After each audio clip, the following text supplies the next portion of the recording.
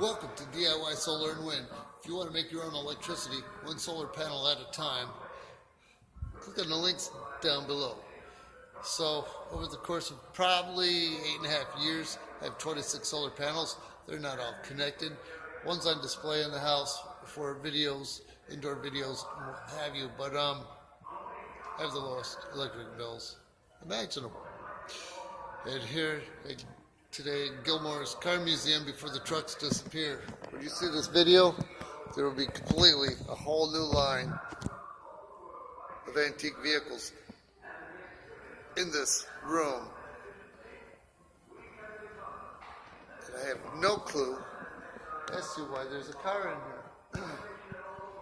This is the antique truck display. Over here we got a fire truck. Pretty beautiful stuff. So, I'm going to shoot this video because it's on the truck floor. This is a 1940. I got to back up. I want to see the whole beauty of the car. Got good lighting here. 1940 Hudson utility business coupe. Oh, look at that. That slides out. That's why. That would make that like a truck then, huh? Like a pickup back end. Oh my goodness. I never noticed that. Now you know why it's on display in the pickup area, huh? Now I know. 1940 Hudson utility business coupe. Factory price $750. 96 horsepower.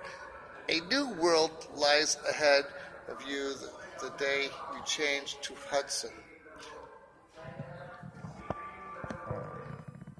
Not only was the particular coupe model rare, it was also different from the regular coupe because it had to be used either as a car or a truck. Mounted inside the vehicle's trunk was a steel box.